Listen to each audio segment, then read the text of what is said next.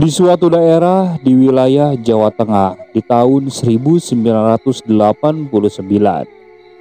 pasangan Waluyo dan Suryani sedang dalam masa kejayaannya. Bisnisnya berkembang pesat. Untuk awal tahun ini saja, mereka sudah 4 kali membeli tanah, belum lagi di tahun-tahun sebelumnya. Pasangan ini hanya dalam kurang waktu 5 tahun. Dari yang tadinya hidup pas-pasan, kini menjelma bak keluarga priai. Waluyo dulunya adalah mantan preman pasar yang kini tak sudi kembali ke kehidupan lamanya yang keras.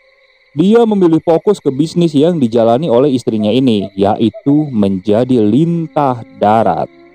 Waluyo yang berjiwa brutal dan istrinya yang hanya berpikir tentang uang, dan nyatanya itu berhasil menjadi pasangan yang cocok.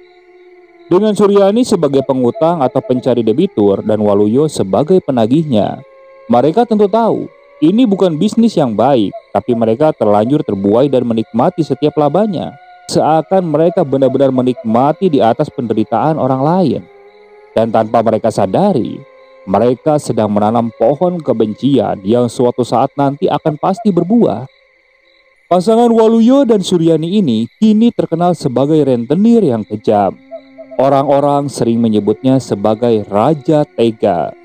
Memang beberapa pun uang yang dipinjam pasti akan mereka berikan, tapi tentu dengan bunga, dan bunga itu sangatlah besar dan benar-benar mencekik. Dan tak masuk akal, bila sang debitur ini tak bisa mengembalikannya, siap-siap saja menjadi miskin dan menderita. Dengan semua keburukan ini, nyatanya berbanding terbalik dengan Pratikno, anak tunggal pasangan Suryani dan Waluyo ini. Ia yang kala itu sudah duduk di bangku SMP, tumbuh menjadi remaja yang alim, kalem, dan berprestasi. Dengan keadaan ekonominya yang sekarang, tentu saja bapak dan ibunya memperlakukannya dengan cukup istimewa. Ia mengarahkan Pratikno dengan hal-hal yang baik seperti mengaji, les mata pelajaran di sisa luang waktunya. Pratikno juga tampak tak terpaksa dan menikmati semua itu. Sebagai orang tua, tentunya Waluyo dan Suryani menginginkan hal yang terbaik untuk anaknya. Tahun demi tahun pun berlalu, seiring harta mereka yang terus bertambah dan ketamakan mereka yang semakin menjadi-jadi. Hingga suatu musibah pun terjadi. Entah ini cobaan atau karma, hanya Tuhanlah yang tahu. Pratikno meninggal dalam kecelakaan bus saat berangkat kuliah di Jogja. Pratikno yang masih menjadi anak baik, alim, dan pintar itu telah meninggalkan bapak dan ibunya untuk selamanya. Apakah ini karma? Yang jelas hikmah dari meninggalnya Pratikno menjadi titik balik perubahan pasangan Waluyo dan Suryani. Dan dari sinilah kisah seram itu harus mereka alami. Jawa Tengah di tahun 1994. Kira-kira 1 bulan setelah kepulangan Pratikno membuat perubahan yang cukup besar untuk pasangan rentenir ini, terutama yang sangat dilihat dari diri Waluyo, yang setiap harinya tak pernah melewatkan 1 hari pun untuk menangis di kamarnya. Seorang mantan preman ini benar-benar tak bisa menyembunyikan kesedihannya atas kepergian Pratikno, si anak semata wayangnya itu. Berbeda dengan Suryani, sang istri yang lebih tampak tegar walaupun ia terlihat menjadi pribadi yang pendiam. "Wis Pak, ikhlasakan, kita semua juga kehilangan Pratikno," ucap Suryani yang menenangkan suaminya yang tengah menangis lagi di kamarnya setelah selesai acara tahlilan 40 hari kematian Pratikno. Waluyo hanya terdiam dan mengusap air matanya. Hingga tak selang beberapa lama, pintu kamarnya pun dibuka oleh seorang wanita yang langsung berjalan masuk. Wanita itu adalah ibu Waluyo atau neneknya almarhum Pratikno. "Sudah, doakan saja Tikno dan mulailah sembahyang sama Gusti. Kalian harus berubah. Tahu kan harus berubah menjadi bagaimana?" ucap nenek yang sudah bertahun-tahun selalu mengingatkan Waluyo dan Suryani untuk meninggalkan bisnis kotornya itu. Nenek ini memang satu-satunya orang yang gigih menentang. Meski konsekuensinya ia harus dibenci oleh anak dan menantunya sendiri. Hingga ia berpikir inilah saat yang tepat untuk mereka berubah, yaitu saat Pratikno sudah tidak ada. Bagi nenek inilah adalah suatu pertanda. "Terus terang, aku gak akan pernah bangga kalian mau sukses dan sekaya apapun kalau cara tempuhnya seperti ini. Sekarang lihat saja buahnya. Gusti gak akan rela cucu kesayanganku dikasih makan dengan harta kotor. Jadi sekarang ia mengambilnya. Dia mengucapkannya dengan mata berkaca-kaca. Waluyo dan Suryani hanya terdiam mendengar perkataan ibunya. Hingga setelah nenek keluar kamar, Waluyo dan Suryani pun tampak saling pandangan dan merenungi kata-kata itu yang memang ada benarnya. Nampaknya kata-kata dari nenek tadi cukup menampar Waluyo dan Suryani. Dan sejak itu, mereka mulai berpikir untuk menghentikan bisnis ini. Bisnis yang berhasil membuat mereka menjadi sukses sekarang. Tapi apalah arti semua ini bila Pratikno tidak ada? Singkat cerita, hari demi hari pun berlalu. Waluyo dan Suryani mulai sadar dan melunasi bunga hutang dari para debiturnya. Bahkan ada beberapa yang sengaja tak mereka tagih. Waluyo dan Suryani pun kini telah berubah, mencoba berbisnis lagi dengan cara yang berbeda. Yang jelas dengan cara yang halal dan bersih. Waluyo yang dulu terkenal sebagai Raja Tega pun kini berubah menjadi drastis. Ia menjadi seseorang yang lebih lembut dan sering ke masjid dan menjadi pribadi yang sangat bersosialisasi. Sejak kepergian Pratikno, Waluyo sadar bahwa siapa yang menabur angin pasti akan menuai badai. Namun yang menjadi pertanyaan adalah berapa banyak angin yang telah ia tabur. Setahun pun berlalu sejak kematian anak sematawayangnya itu. Seiring berubahnya Waluyo dan Suryani yang menjadi lebih baik. Bersamaan dengan itu, badai mulai berdatangan. Mungkin itu dari buah pohon-pohon kebencian yang mereka tanam bertahun-tahun yang lalu. Saat itu tiba-tiba terdengar suara kaca jendela yang pecah, membangunkan Waluyo dan Suryani di tengah malam. "Apa itu, Mas?" ucap Suryani yang pertama kali terbangun dan meminta suaminya untuk memeriksa ke ruangan depan. Dengan mata terkantuk, Waluyo pun berjalan menuju ruangan tamu dan menghidupkan lampu, dan di sana terlihat kaca jendela yang sudah berserakan. Begitu juga dengan batu yang dibungkus oleh kertas putih. Sangat diduga kuat dengan batu inilah seseorang telah memecahkan kaca jendelanya. Dengan penasaran, Waluyo memungut batu itu, membuka kertas yang membungkusnya. Di sana dia tercengang ketika dia melihat tulisan di kertas tersebut. "Koe bakalan sengsara," atau "kalian bakal sengsara." Begitu kira-kiranya tulisan di kertas tersebut. Buru-buru Waluyo membukakan pintu dan memeriksa ke depan rumahnya. Namun sudah terlambat. Yang ia lihat hanyalah keheningan. Dengan gugup dan cemas, Waluyo kembali ke kamarnya sambil membawa kertas itu, dan ia perlihatkan kepada istrinya. Suryani sang istri tentu saja terkejut membaca tulisan itu. Namun mereka memutuskan untuk tak terlalu memikirkannya dan kembali melanjutkan tidurnya malam itu. Singkat cerita, esok hari pun tiba dan hal aneh itu pun terjadi kembali. Saat itu, Suryani sedang menyapu halaman di depan rumahnya. Dia dikejutkan karena melihat ada ceceran tanah berbau wangi tersebar di teras di depan. Dengan tangannya, dia mengambil sebagian tanah itu dan menciumnya. Yang seketika langsung dia lemparkan karena tak tahan dengan bau wanginya yang sangat menyengat. Dan bersamaan dengan itu, Sulis sang pembantunya datang. Ia membuka gerbang yang langsung dipanggil oleh Suryani. "Lis, ini apa ya?" tanya Suryani kepada Sulis sambil menunjukkan ceceran tanah itu. Dengan segera, Sulis pun memeriksanya seraya mengerutkan dahi. Lalu Sulis berkata, "Wah, kok kayaknya saya pernah nemuin ini di gerbang depan ya, Bu? Baunya sama persis," ucap Sulis sambil mengambil ceceran tanah itu. "Loh, kamu pernah nemuinnya kayak gini toh, Lis? Kok nggak laporan ke saya?" jawab Suryani yang agak terkejut. "Lah wong kan saya pikir ini cuma tanah biasa, Bu," jawab Sulis yang matanya langsung tertuju ke arah kaca jendela yang pecah. "Loh ini kok pecah, Bu?" tanya Sulis setelah melihat kaca jendela yang dilempar seseorang tak dikenal tadi malam. Suryani pun menjelaskan perihal pecahnya kaca itu, namun tidak dengan tulisan yang ikut dilemparkan bersama batu yang memecahkan kacanya. Hingga saat mereka tengah berbincang, Waluyo pun keluar karena mendengar sedikit kegaduhan pagi itu. Belum sempat Waluyo bertanya apa yang terjadi, sang istri langsung menjelaskan seraya menunjukkan ceceran tanah itu. Waluyo hanya terdiam, matanya seakan tahu untuk apa tanah wangi itu dicecerkan di depan rumahnya. "Lis, sana carikan kelapa ijo buat ngepel tanah ini," ucap Waluyo menyuruh Sulis. Suryani pun agak kebingungan, tapi ia memang tidak banyak bicara dan bertanya. Singkat cerita, setelah beberapa saat, Sulis pun datang dengan membawa kelapa muda pesanan juragannya itu. Segera ia mengupaskan dan mengambil airnya sesuai arahan dari juragan Waluyo. Ini Pak, air kelapanya sudah saya taruh di panci, ucap Sulis menghampiri Waluyo yang tengah duduk di ruangan tengah bersama Suryani. Ya udah, air ini buat ngepel teras Lis, sampai bersih, jawab Waluyo singkat. Sulis pun membersihkan ceceran tanah wangi itu dan berlanjut dengan mengepelnya hingga bersih. Sementara di dalam rumah, Waluyo dan Suryani nampak masih membicarakan hal tersebut. Jangan-jangan ada yang gak suka sama kita ya Mas, ucap Suryani kepada suaminya itu. Ya jelas toh Bu, dengan semua yang kita kerjakan, pasti banyak yang gak suka sama kita, jawab Waluyo yang mulai gelisah. Terus bagaimana ini Mas? Apa gak apa-apa kita biarkan saja? Atau sampean pergi ke Mbah Juwarno saja, biar cari solusinya gitu, ucap Suryani yang menyuruh suaminya untuk menemui Mbah Juwarno, orang pintar yang sering diajak konsultasi oleh mereka. Lihat nanti saja, itu kan sudah dibersihkan sama Sulis. Kalau nanti ada yang aneh-aneh, besok aku akan langsung ke Mbah Juwarno, ucap Waluyo menyudahi pembicaraan itu. Singkatnya, malam pun tiba. Waluyo dan Suryani nampak telah usai dengan sholat maghrib berjamaah. Pemandangan ini memang sudah cukup biasa sejak kepergian Pratikno.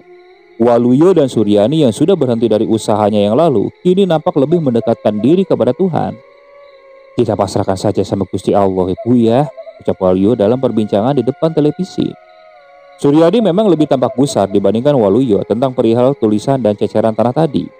Firasatnya mengatakan akan datang sebuah bencana. Hingga jam pun terus berlalu. Setelah sholat Isya, Waluyo dan Suryani masuk ke dalam kamarnya untuk beristirahat. Kira-kira pada pukul 11 malam, mata mereka berdua masih terjaga. Entah apa yang membuat Waluyo dan Suryani tak bisa tidur. Padahal suasana malam itu sangat dingin dan tenang, bahkan tergolong sunyi. Tapi tampaknya hal inilah yang membuat mereka merasa aneh. Sampai akhirnya terdengar suara yang membuat mereka tersentak.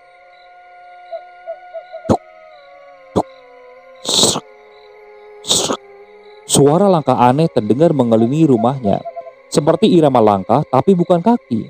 Hampir mirip seperti tongkat kayu yang sengaja dihentakkan di ubin. Apa itu Mas? Kata Suryani sambil memegang lengan Waluyo suaminya. Waluyo tampak terdiam mencermati suara itu, yang irama langkahnya terdengar semakin cepat.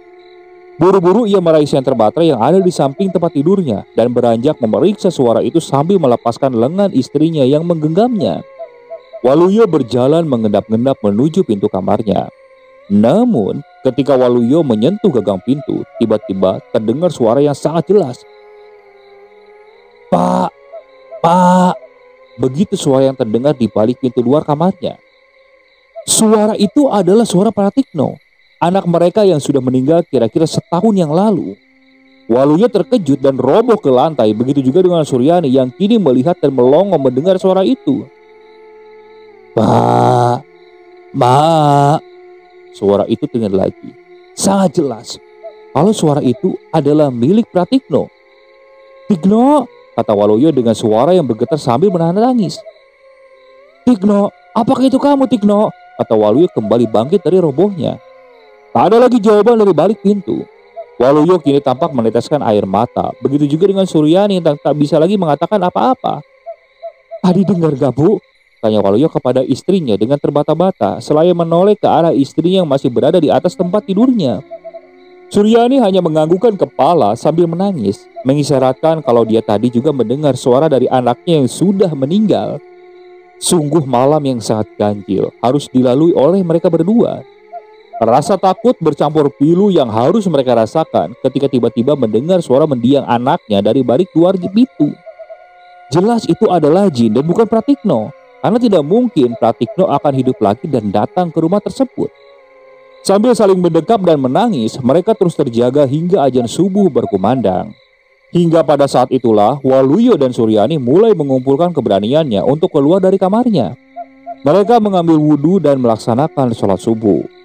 Singkat waktu, setelah matahari mulai terbit, terlihat Suryani tengah merebahkan diri di kamarnya. Badannya demam, mungkin karena ia masih syok dengan kejadian semalam. Sementara di belakang rumah, Waluyo terlihat melamun di depan kandang lembunya. Inilah usaha yang sekarang ia coba geluti setelah lepas menjadi lintah darat. Wajahnya nampak kusut, sepertinya ia masih memikirkan kejadian aneh yang terjadi semalam. Beberapa saat kemudian, Embo Meknik, pembantu paruh baya yang biasanya mengurus rumah Waluyo pun datang menghampiri seraya membawakan segelas kopi untuk Waluyo. "Bayani, di mana mas? Kok nggak kelihatan?" ucap Bomenik yang sambil meletakkan minum itu di samping tempat duduk Waluyo. "Masuk angin, Bo, itu lagi tiduran di kamar. Sana, kalau ini cek aja, mau makan mau enggak gitu, tanya sekalian, Bo," ucap Waluyo. Bomenik pun mengiyakan dan segera berjalan menuju kamar juragan perempuannya itu. "Pak," ucap Bomenik sambil membuka kamar pintu itu pelan dan masuk. Nampak Suryani yang tengah melamun di atas tempat tidurnya, masih dalam posisi duduk dan masih berselimut. "Mau sarapan apa, Mbak?" ucap Bomenik yang sedikit membuat Suryani kaget dan tersentak dari lamunannya. "Apa ya, Mbok? Aku kok nggak lapar ya?" jawab Suryani dengan muka linglung dan lesu. Bomenik memandangi juragannya itu. Ia yang kemarin sempat mendapatkan cerita dari Sulis tentang ceceran tanah wangi itu, kini mulai menerka-nerka pasti ada sesuatu yang terjadi semalam, ucap batin Bomenik. Dan benar saja, tiba-tiba Suryani bercerita kepada Bomenik tentang suara yang ia dengar semalam. Begitu juga dengan suara yang mirip dengan Pratikno. "Apa itu benar Tikno ya, Mpok? Atau itu ada hubungannya dengan ceceran tanah di kemarin itu di teras?" ucap Suryani dengan mata yang berkaca-kaca. "Apa benar begitu, Mbak?" tanya Bomenik yang mengeritkan dahinya seakan kurang percaya dengan perkataan juragan itu. "Bener, Mbok. Kalau Mbok nggak percaya, silakan tanya aja ke Mas Waluyo. Kita berdua itu ngalamin hal aneh itu." Saat itu Bomenik hanya terdiam. Dia tidak tahu harus menjawab apa. Hingga akhirnya dia mencari alasan akan membuatkan sarapan dulu dan Bomenik pun pamit keluar. Kebetulan saat dia keluar, dia melihat Sulis yang baru saja datang dan hendak berjalan menuju kandang lembu di belakang rumahnya. Lis, sini, aku ceritakan," ucap Bomenik berbisik. Sambil menjauh dari perkarangan ke samping rumah, Bomenik pun menceritakan cerita yang baru saja Suryani ceritakan kepadanya. "Sudah kuduga, Mbok, ini pasti ada apa-apa. Ini seperti santet," jawab Sulis dengan berbisik menanggapi cerita dari Bomenik. Singkat cerita, 3 hari pun berlalu tanpa adanya kejadian janggal. Suryani pun sudah mulai membaik dan melupakan kejadian malam tempo hari. Begitu juga dengan Waluyo yang kini tengah giat dengan ternaknya, dibantu dengan Sulis yang sekarang mulai tinggal di rumah juragannya. Bomenik juga, mereka kini dibuatkan kamar di area belakang rumah itu.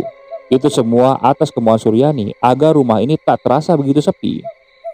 Malamnya, suasana nampak hangat di atas meja makan. Waluyo, Suryani, Sulis, dan Bomenik terlihat sedang makan dalam satu meja. "Bo, Bejo suruh tinggal di sini aja toh sekalian," kata Suryani kepada Bomenik, menyuruh anak Bomenik untuk tinggal bersamanya di rumah ini. "Iya, Bo, bisa sekalian bantu-bantu aku di kandang," ucap Waluyo nimpal pembicaraan itu. "Iya, nanti aku coba tanya dulu sama anaknya, soalnya Bejo itu kan orangnya pemalu," jawab Bomenik. "Alah, malu-malu apa maluin," ucap Sulis menjabar jawaban dari Bomenik yang langsung disambut oleh gelak tawa mereka. Namun tiba-tiba ada suara ledakan terdengar dari atas rumah yang langsung menghentikan tawa dari mereka, tapi tidak untuk Suryani yang masih tertawa terbahak-bahak.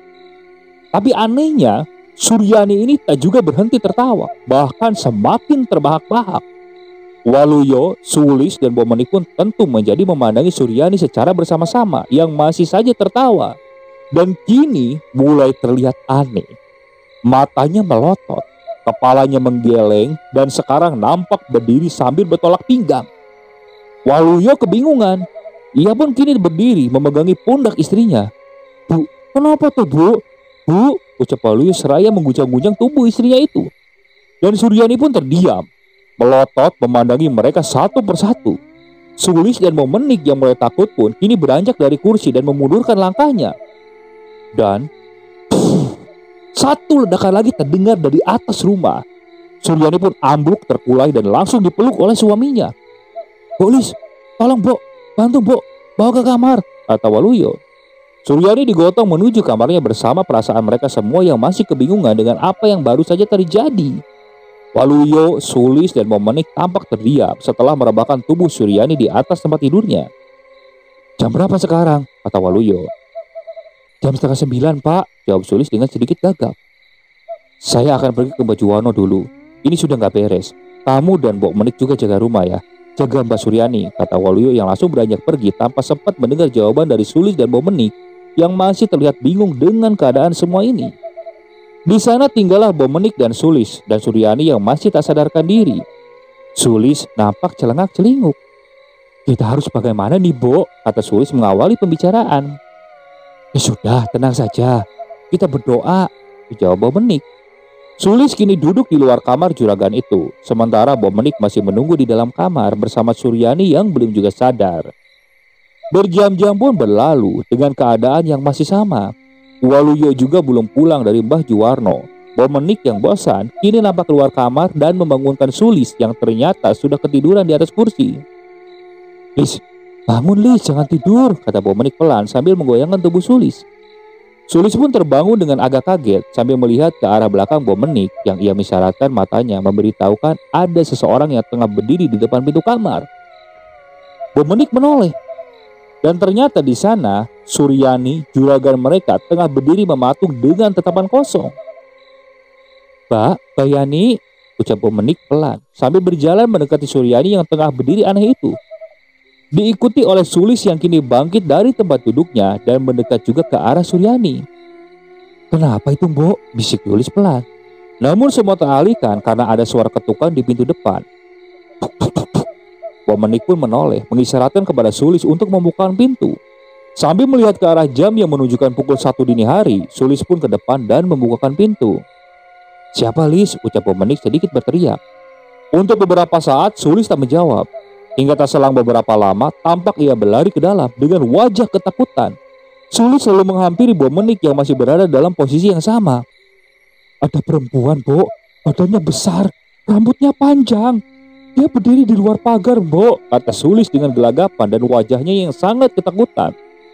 Bomenik hanya terdiam dan entah bagaimana, ia dan Sulis sama-sama menoleh ke arah Suryani yang masih berdiri seperti tadi. Namun sekarang, Suryani terlihat tersenyum, menyeringai dan tatapannya berubah-berubah. Kadang menatap Sulis dan kadang menatap Bomenik. Bayani, kata Bomenik pelan dan terbata. Namun Suryani tak bergeming dan masih berlanjut dengan keanehan itu. Sulis yang dari tadi sudah kencing di celana kini mulai memundurkan langkahnya dan berlari ke belakang menuju kamarnya. Sementara itu giliran Bomenik yang kini mau tak mau harus berhadapan dengan Suryani yang mulai berjalan dan menatapnya dan terus mendekat ke arahnya. Lis, Sulis, ucap Bomenik yang sambil memundurkan langkahnya. Kini suasana pun berubah ketika tiba-tiba Suryani mulai jatuh dan roboh. Dia langsung roboh di lantai.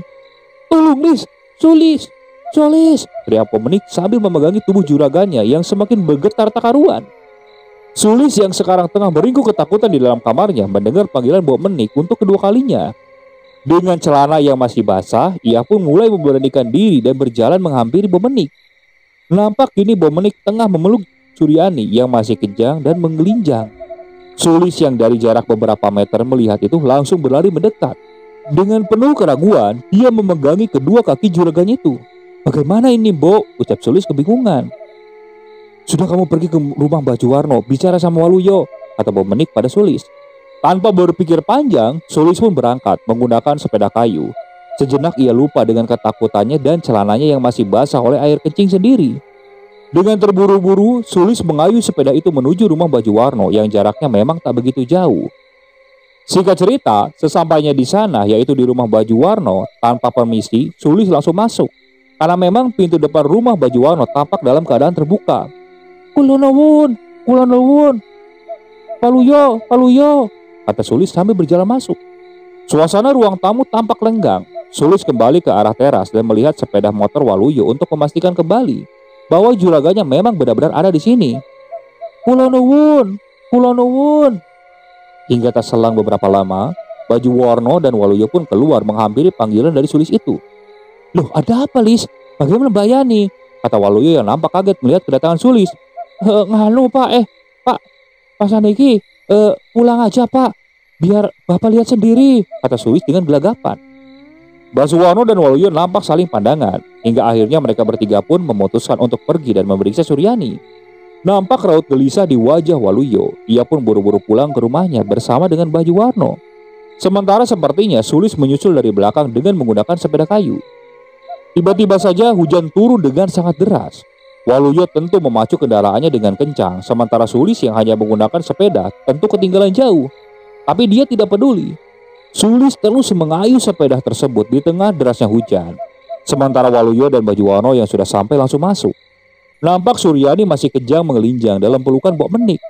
"Tolong pak, tolongin pak," kata Mbok Menik melihat juraganya dan Bajuwarno masuk. Waluyo terlihat panik menghampiri dan kini menggantikan Mbok Menik untuk memegangi Suryani istrinya. Meski ia tahu ada sesuatu yang tak beres terjadi, tapi ia tentu bingung dengan keadaan ini. Bajuwarno pun memegangi kepala Suryani seraya mengucapkan doa.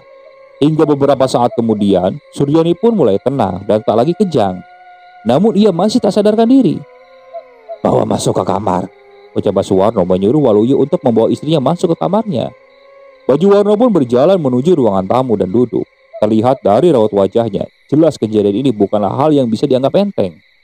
Ia nampak memegang tasbihnya, seraya terus mengucapkan doa. Bersama dengan itu, Sulis pun akhirnya sampai dengan membahasa kuyup. Ia masuk ke rumah Waluyo, satu kata yang ia ucapkan ketika kakinya menginjak lantai rumah itu. "Tolong!" Begitu ucapnya dengan hidung yang mengeluarkan darah. Sulis pun limbung dan jatuh ke lantai. Bajuwarno yang memang berada dalam ruangan yang sama pun langsung menghampiri dan memegangi tubuh Sulis yang basah kuyup itu. Dan di situ tercium aroma yang tidak sedap dari tubuh Sulis. Bukannya kencing yang melainkan bercampur air, tapi kotoran hitam yang kini terlihat mengalir dari balik tubuh Sulis yang terkapar. Bajuwarno memanggil-manggil hingga Waluyo dan Mbok Menik pun datang. "Apalagi ini?" ucap Waluyo melihat hidung dan mulut Sulis sudah penuh dengan darah. Waluyo dan Mbok Menik pun langsung muntah ketika menyadari ada bau yang tak sedap tercium oleh mereka. "Ini juga kena," ucap Bajuwarno coba menjelaskan situasi itu dengan singkat. Sementara itu bau kotoran yang dikeluarkan Sulis kini perlahan mulai berubah menjadi bau busuk yang sangat menyengat. Baunya sangat tak tertahankan, hingga akhirnya mereka bertiga pun memutuskan untuk memindahkan Sulis yang masih tidak sadar itu ke teras depan. Mbok Menik langsung berlari ke belakang untuk mengambil peralatan pel dan membersihkan lantai di ruangan tamu itu yang diceceri oleh kotoran hitam dari tubuh Sulis. Baunya sangat busuk hingga membuat sesekali Mbok Menik merasa mual dan muntah. Di luar, Waluyo dan Bajuwarno pun tak tinggal diam. Dengan air selang ia memandikan Sulis begitu saja tanpa mengindahkan keselamatan dari Sulis sendiri. Satu persatu pakaian Sulis ditinggalkan oleh Waluyo hingga sesekali ia harus melakukan itu menggunakan kakinya. Guyuran demi guyuran membersihkan tubuh Sulis di teras. Bajuwarno terlihat menyeka wajah Sulis yang dipenuhi oleh darah. Kotoran hitam pun kini mulai mengalir ke depan rumah Waluyo dan disapu oleh air hujan yang lebat pada malam itu. Begitu juga dengan Mbok Menik yang nampak sudah selesai membersihkan ruangan tamu. Hingga tak terasa, jam sudah menunjukkan pukul 3 dini hari. Hujan lebat pun sudah mulai sedikit reda. Waluyo dan Bajuwarno dan Mbok Menik pun tengah duduk di ruangan tamu, dengan Sulis yang direbahkan di salah satu kursi panjang di ruangan itu, berdampingan di sisi Mbok Menik. Mereka semua saling diam dengan raut gelisah. Bajuwarno pun berdiri mendekat Sulis, memegang-megang jari kakinya seraya mengucapkan mantra, berbisik, hingga tak selang beberapa lama, Sulis pun terbatuk dan sadar. "Ampun, ampun, ampun," kata Sulis setelah sadarnya seakan tadi dia telah didatangi oleh sesuatu. Sulis bangkit dan memeriksa sekujur tubuhnya yang kini sudah dipakai pekan baju yang berbeda dari pakaian yang ia kenakan tadi. "Ada apa ini?" ucapnya keheranan. "Kamu tadi bertemu apa?" tanya Bajuwarno yang masih berada di depan Sulis. Sulis diam sejenak, menggaruk-garuk kepalanya, mencoba mengingat kejadian yang ia alami saat perjalanan dari rumah Bajuwarno sampai ke sini. Matanya melirik ke semua orang yang berada di hadapannya itu, karena sebenarnya sedari awal saat ia sadar, Sulis sudah ingat dengan siapa tadi ia bertemu. Namun ia coba untuk mengulur waktu supaya tidak menceritakannya. Hingga akhirnya karena terus dicecar, Sulis pun bercerita. Nganu pak, kula nuwun. Tadi aku didatangi oleh Mas Tikno," ucap Sulis dengan gugup mengatakan kalau tadi ia bertemu dengan mendiang Pratikno, anak Waluyo yang sudah meninggal. "Tapi aku rasa itu bukan Mas Tikno. Soalnya tiba-tiba saja dia berubah menjadi sosok kuntilanak yang badannya sangat besar," ucap Sulis dengan nada yang gemetar, ketakutan. "Kayak yang tadi malam kamu lihat di depan rumah," kata Mbok Menik menyela cerita itu. "Iya Mbok, betul seperti yang aku lihat sebelum aku berangkat ke tempat Bajuwarno tadi," jawab Sulis membenarkan perkataan dari Mbok Menik. Waluyo tampak resah mendengar cerita itu. Matanya langsung menatap ke arah Bajuwarno, menyeratkan suatu pertanyaan yang langsung dijawab oleh Bajuwarno. Kalau itu bukanlah arwah Pratikno, melainkan jin kiriman yang sedang menjelma untuk mengacaukan kehidupan Waluyo. Jelas, dulu kamu pasti banyak membuat orang sengsara. Sekarang kamu sedang memanen buahnya.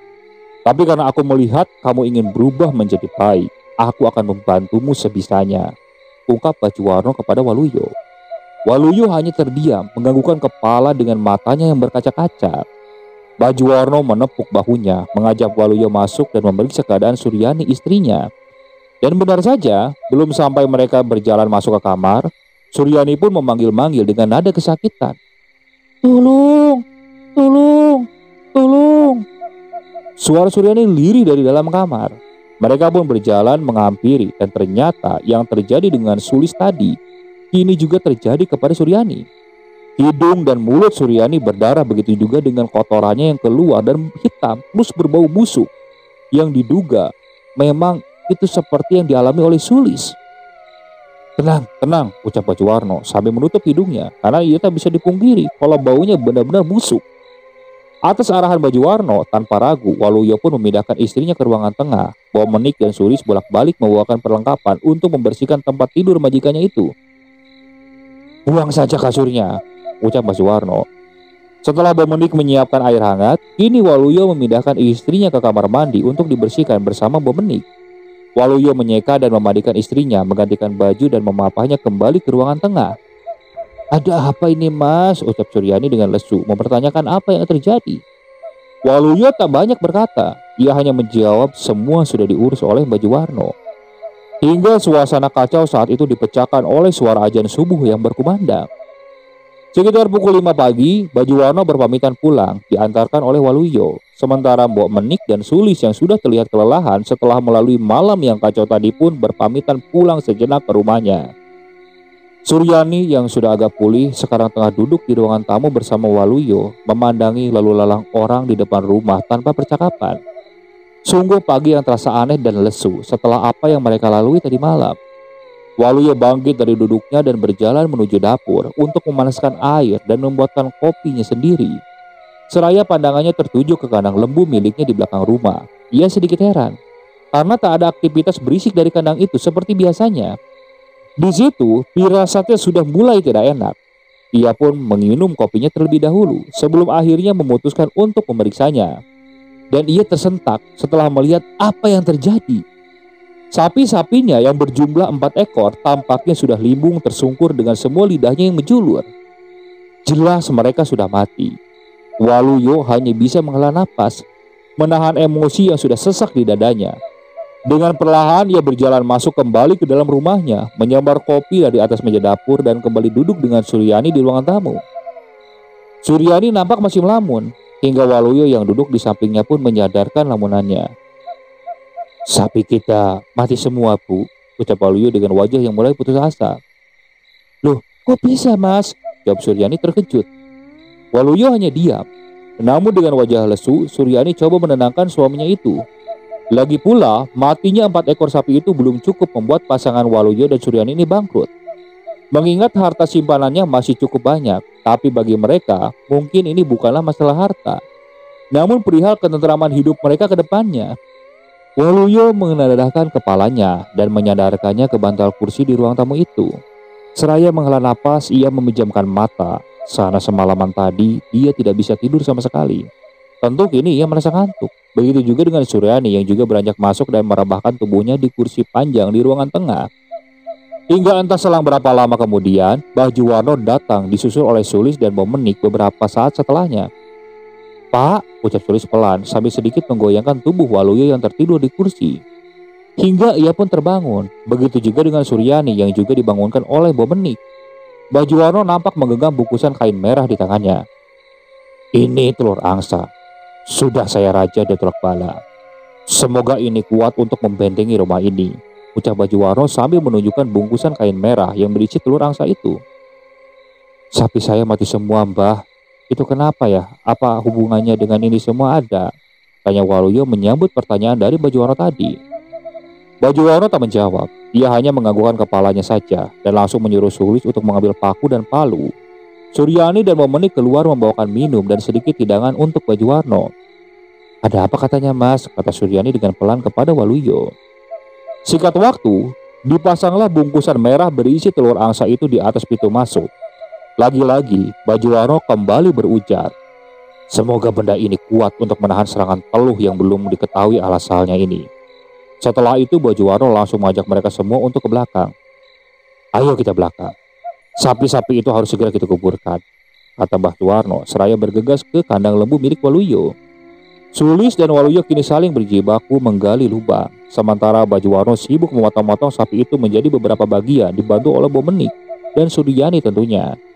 Setelah selesai, dikuburkanlah bagian-bagian tubuh sapi itu dengan menyisakan ekornya yang kini dibakar oleh Bajuwarno hingga menjadi arang. Berjam-jam proses itu dilakukan hingga selesai pada waktu sore tiba. "Tetap waspada dan selalu ingat dengan Tuhan," ucap Bajuwarno sebelum berpamitan meninggalkan Waluyo dan Suryani. Momenik dan Sulis nampak sudah membersihkan diri, begitu juga dengan Waluyo dan Suryani yang kini sedang menyantap mie instan di atas meja makannya. "Sini Lombok, please, makan dulu," ucap Suryani mengetahui Momenik dan Sulis sedang mengobrol sesuatu di area dapur.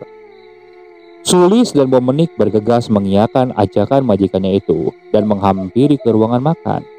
Mereka pun makan bersama dalam satu meja dengan wajah Momenik yang gelisah, berharap kejadian di atas meja makan kemarin tak terulang kembali. Suasana rumah itu tampak hampa sejak kejadian tersebut. Meski telur angsa yang digantung oleh Bajuwarno itu berfungsi, memang setelah digantung telur angsa tersebut tak ada lagi gangguan yang terjadi. Tapi sepertinya sejak hari itu ada yang aneh dari Suryani. Dia terlihat lebih pendiam dan sangat minim berinteraksi. Waluyo saat itu berpikir mungkin istrinya memang masih syok akan kejadian tersebut. Seperti hari-hari yang lalu, Momenik dan Sulis masih setia dengan juragannya, tidur dan menginap di rumah ini. Meski mereka mulai seperti makan gaji buta, mengingat semakin sedikit saja hal-hal yang harus mereka kerjakan. Pernah sekali waktu Sulis coba mengutarakan ini kepada Waluyo. Dia ingin mengundurkan diri jika memang sudah tak ada lagi sesuatu yang penting untuk dikerjakan. Namun Waluyo menolak. Ia ingin Sulis dan Momenik ikut dengannya. Ia berjanji, dalam waktu dekat pasti akan banyak hal yang akan mereka kerjakan bersama-sama. "Sudah, sekarang kamu dan Momenik belanja ke pasar. Masak yang enak. Nanti ibu mau datang ke sini," ucap Waluyo di siang itu, menyuruh Momenik dan Sulis untuk membeli bahan makanan, karena nantinya ibunya akan datang kemari. Momenik berangkat ke pasar dibonceng oleh Sulis menggunakan sepeda motor. Dengan pelan dan landai mereka menyusuri jalan menuju kota sambil berbincang. "Lis, aku kok perasaannya seperti tidak enak ya," kata Momenik dalam perjalanan itu. "Gak enak gimana, Mbok?" jawab Sulis berteriak. "Gak tahu, kayaknya ada yang aneh saja di rumah," kata Momenik. Singkat cerita, sampailah mereka di pasar. Momenik berjalan beriringan dengan Sulis menyusuri lorong-lorong pasar itu untuk membeli keperluan sesuai perintah Waluyo. Hingga kira-kira sekitar 1 jam kemudian, selesailah mereka. Momenik dan Sulis kembali ke rumah untuk menyiapkan semuanya. Hingga sore harinya, semuanya selesai dan telah siap. Nampak Mbah Sosro atau Ibu Waluyo itu tiba juga beberapa saat kemudian. "Mak, datang sama siapa?" ucap Waluyo menyambut kedatangan ibunya itu dengan mencium tangannya. "Ini sama Pak Dirman," jawab Ibu Waluyo singkat. Tampak raut wajah kekecewaan di paras wajah Mbah Sosro. Sepertinya ia masih menimpakan semua itu kepada Waluyo dan menantunya perihal masa lalu dan kematian Pritno cucunya. "Apa yang kamu kerjakan sekarang?" tanya Mbah Sosro kepada Waluyo dengan nada sedikit sinis. Waluyo menjelaskan kepada ibunya, ia sempat menekuni usaha ternak sapi, namun sekarang sapi-sapi itu sudah mati. Waluyo yang kini mulai terbuka dengan ibunya perihal hal-hal aneh yang terjadi. "Ada yang dendam dengan saya, Mak, jadi saya maklumi itu. Doakan saja untuk keselamatan kami," ungkap Waluyo di sela-sela pembicaraannya itu. Mbah Sosro, Ibu Waluyo, dan Lik Dirman, pamannya seketika terdiam dan saling berpandangan. Berlanjutan dengan Lik Diman yang kini mendekat dan duduk di samping Waluyo. "Beneran kah? Tapi kamu gak apa-apa kan? Ucap Lediman dengan serius seakan mengetahui sesuatu. Kalau aku sih gak apa-apa, Lek. Tapi Suryani sekarang jadi agak aneh, jawab Waluyo. Lama-kelamaan setelah pembicaraan yang cukup panjang, Mbak Sosro Ibu Waluyo pun mulai agak luluh. Mungkin dia juga kasihan dengan keadaan anaknya sekarang.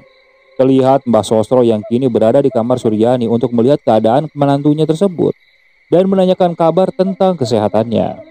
Jawaban Suryani hanya singkat-singkat saja, bahkan cenderung tak sopan dan membuat Mbak Sosro yang tadinya sudah melembut sekarang menjadi ketus lagi. Singkat waktu setelah makan bersama, Mbak Sosro dan Likdirman pun pulang. Waluyo, Sulis, dan Mbok Menik yang mengantarkan sampai di depan pintu seperti merasakan sesuatu yang mengganjal ketika Mbak Sosro mencegah Likdirman untuk menyampaikan sesuatu kepada Waluyo. Sudah Man, ayo segera pulang, ini sudah hampir malam, ucap Mbak Sosro seraya beranjak pergi dan masuk ke dalam mobilnya. Watak ibuku memang seperti itu, keras, sulit memaafkan, sulit untuk direndahkan, kata Waluyo kepada Sulis dan Menik yang masih berdiri di atas lantai teras. Matahari sudah terbenam, disusul oleh ajan maghrib yang berkumandang. Menik dan Sulis kembali ke kamarnya, sementara Waluyo terlihat mengambil wudhu di sumur di dekat kamar mandi. Ayo Bu, kita sholat, ucap Waluyo setelah masuk ke kamarnya dan melihat istrinya masih saja tiduran di atas tempat tidurnya. Suryani tidak menjawab ajakan dari suaminya itu, justru malah memalingkan wajahnya membelakangi sang suami. Melihat itu, Waluyo hanya menghela napasnya dan merasa semakin khawatir dengan keadaan istrinya itu. Jangan-jangan dia mau dibuat gila, batin Waluyo tak sengaja bilang seperti itu. Waluyo pun segera melakukan sholatnya dengan cukup khusyuk. Hingga ketika dia sudah selesai dan setelah ia mengusap wajahnya, betapa kagetnya Waluyo yang kini melihat sang istri sudah tak berbusana dan memandangnya dengan aneh sambil tersenyum-senyum nakal. Ini tidak seperti Suryani yang Waluyo kenal. Astagfirullah, ngapain kamu sih, Bu? Tanya Waluyo sambil mendekat dan menutup tubuh istrinya dengan selimut. Sementara tampak Suryani tak bergeming dan terus menatap dan melemparkan senyum anehnya. Hingga tak selang beberapa lama setelah sejenak kepanikan Waluyo, istrinya pun limbung di pelukan Waluyo. Selimut yang tersingkap memperlihatkan sebagian tubuhnya yang kini mulai timbul lembab-lembab biru di sekitaran dada dan lehernya. Waluyo meletakkan tubuh istrinya dan beranjak keluar kamar, memanggil-manggil Menik yang seketika langsung datang dengan masih mengenakan mukena. Ada apa Mas? Kata Menik menghampirinya. Cepat lihat Bayani, ucap Waluyo sambil menyeret Menik ke dalam kamar. Tubuh Suryani mendadak demam. Menik pun menyarankan juragan itu untuk membawa istrinya ke rumah sakit saja. Ini mending dibawa ke rumah sakit saja Mas, ucap Menik sambil memakaikan baju ke tubuh Suryani dengan hati-hati. Bersama dengan itu, pintu kamar diketuk. Waluyo langsung keluar dan melihat Sulis dengan wajah penuh ketakutan dan mengajak Waluyo untuk memeriksa ke depan rumah. Karena tadi ketika Sulis hendak pergi keluar untuk membeli sesuatu di warung, dia melihat sosok bayangan hitam berdiri di depan pintu. Bau busuk pun kini mulai tercium ketika mereka berjalan dan sampai di ruangan tamu. Nampak di atas di lantai persis di pintu utama, cairan hitam sudah berceceran. Begitu juga dengan kain merah serta cakang telur yang berserakan. Telur angsa pemberian Baju Marto pecah, dan disinilah cerita aneh itu dimulai kembali. Dengan tubuh aneh Suryani mendadak mengeluarkan keringat, begitu juga dengan suhu tubuhnya yang telah turun. Namun janggalnya, ia kini mulai meracau tak jelas seperti berbisik merapalkan mantra. Menik yang melihat itu segera keluar dari kamar dan memberitahukan hal itu kepada Waluyo. Aku harus segera ke Mbah Juwarno, ucap Waluyo seraya bangkit dan beranjak. Namun tiba-tiba hujan turun dengan lebat dengan kilat yang menyambar-nyambar. Ada apa ini? Batun Waluyo yang urun dan berangkat ke rumah Mbah Juwarno. Menik berinisiatif untuk membuka Al-Quran dan membaca ayat-ayat suci di depan tubuh Suryani yang merebah dan meracau. Dan untungnya, perlahan Suryani berangsur tenang dan tertidur. Hingga detik pun berganti menit, berganti jam dengan Waluyo, Sulis, dan Menik yang kini nampak bersiaga di depan kamar di mana Suryani berada. Hujan sudah mereda, menyisakan rintik dan sunyi senyap di malam yang janggal itu. Tak ada topik yang mampu mereka bicarakan saat ini. Hingga akhirnya samar-samar muncul suara. Seakan mengantak di lantai rumah ini. Apa itu? Ucap Sulis yang nampak paling was-was di antara mereka bertiga. Shh, kata Waluyo mengamati dari mana suara itu berasal. Dan suara hentakan itu tiba-tiba tanpa arah berubah menjadi suara seorang yang sangat familiar bagi mereka bertiga.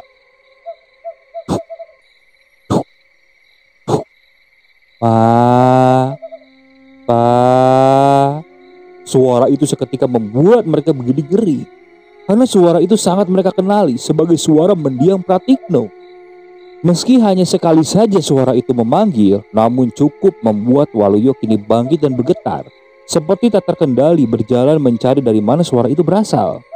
Bomenik yang sempat menahannya pun langsung terlempar ketika tanpa sengaja Waluyo menepisnya. "Ini bukan Tikno, Mas," teriak Bomenik yang nyatanya tidak dipedulikan oleh majikannya itu.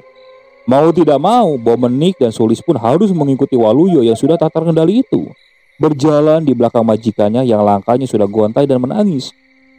"Tikno, Tikno, iki bapak Tikno," ucap Waluyo seraya berjalan dengan terseok-seok.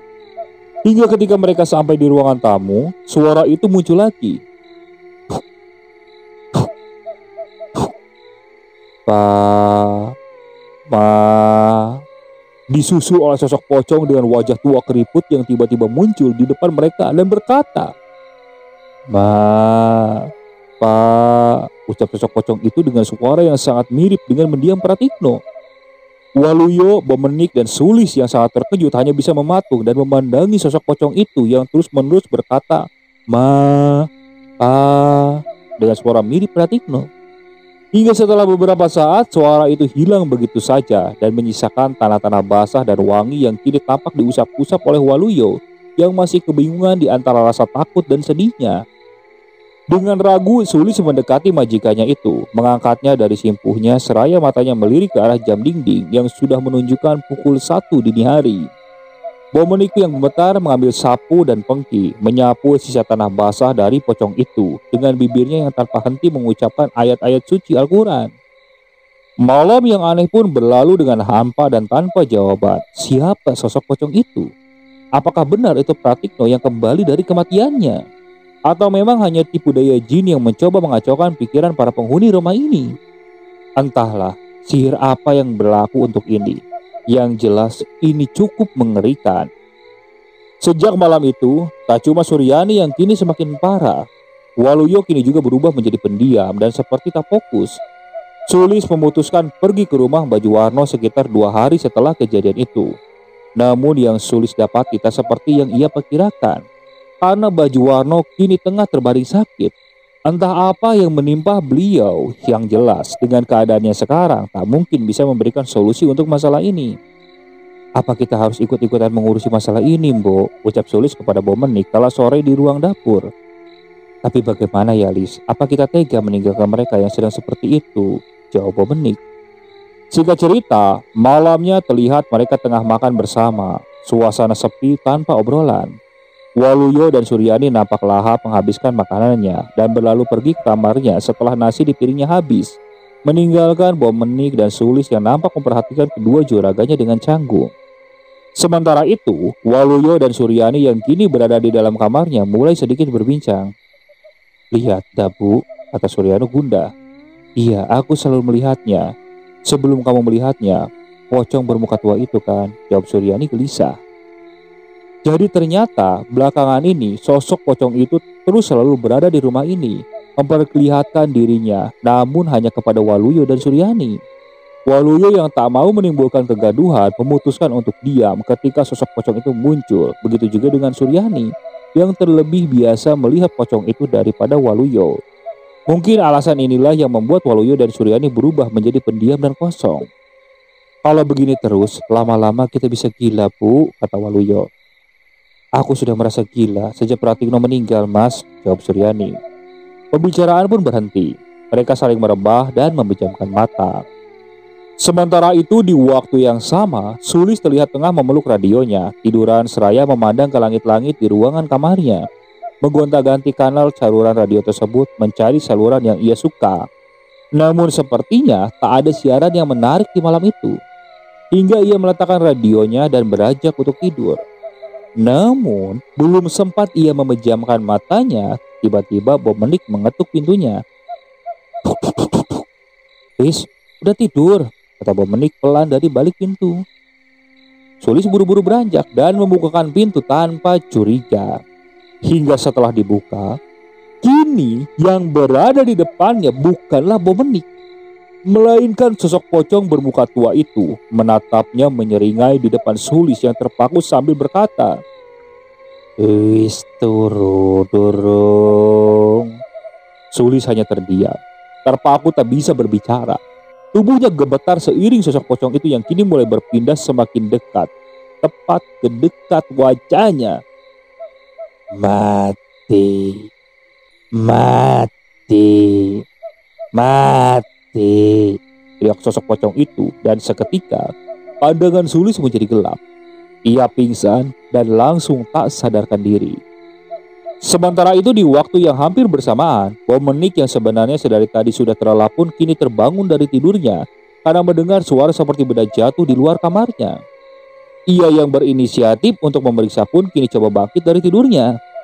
Dengan matanya yang setengah sedikit terpejam, Bomenik beranjak dari tempat tidurnya, duduk memakai alas kaki seraya mengusap-ngusap matanya yang sebenarnya masih mengantuk. Namun seketika ia tersentak ketika penglihatannya mulai jelas. Sontak Bomenik kembali melompat ke tempat tidurnya, meringkuk berpaling dari apa yang baru dia lihat. Sosok pocong kini duduk di meja di samping ranjang Bomenik, dan ternyata itulah yang baru saja Bomenik lihat. Terdengar jelas dari telinga Bomenik, kata-katanya seperti ini. "Mati, mati, mati, mati, mati." Terus saja diucap ulang-ulang oleh sosok pocong itu dengan membisikkan parau dan mengerikan.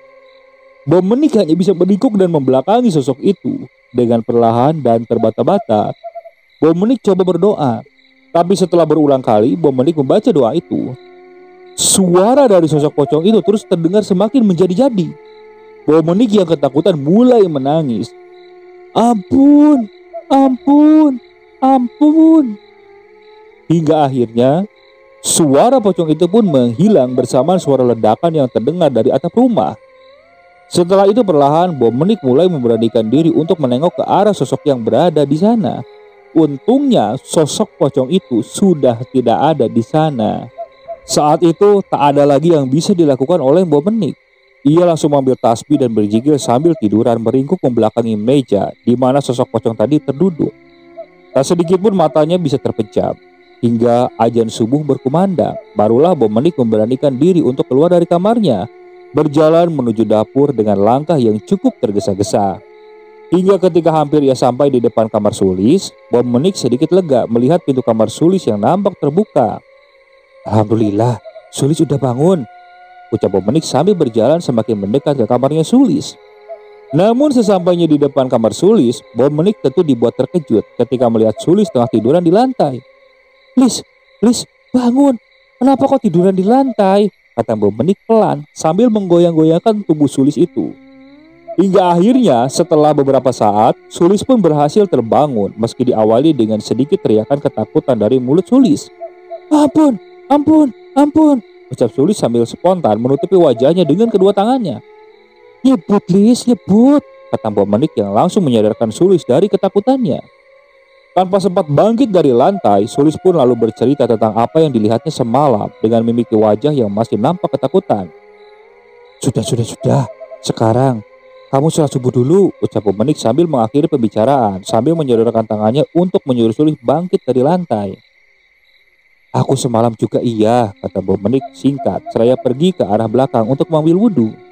Sulis berjalan mengikuti Bomenik dan terus mencoba untuk mengajaknya berbicara. Hingga saat Bomenik berhenti dan ingin menanggapinya bersama dengan itu, suara teriakan terdengar. Itu adalah teriakan majikannya, Waluyo. "Bangun, Bu, bangun, bangun!" teriak Waluyo yang saat itu terdengar oleh Sulis dan Bomenik. Buru-buru Bomenik dan Sulis menghampiri kamar majikannya itu dan menerobos masuk tanpa mengetuk pintu terlebih dulu.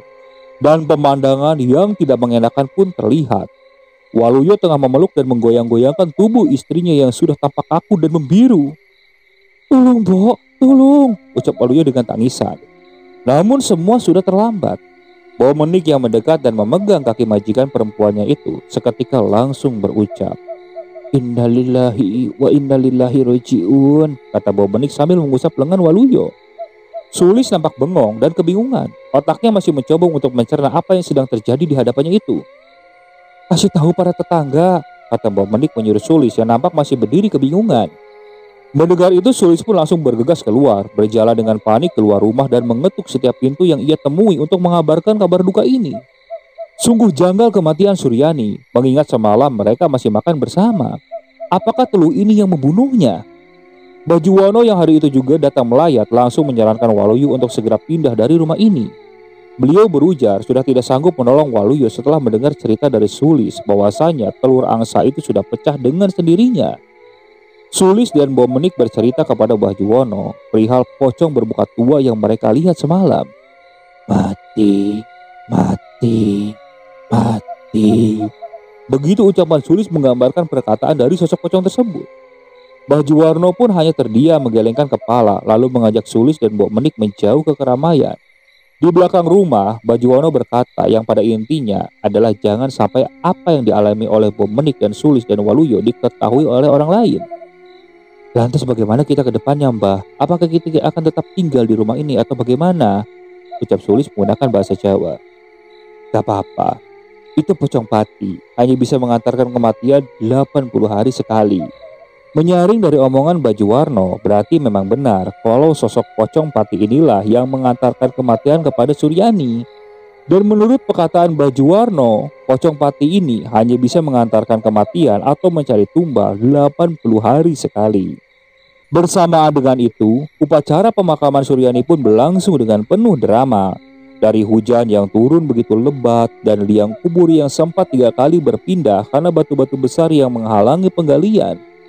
Dan sampai di situ saja karena tampaknya tak banyak warga yang mau membantu dan terlibat.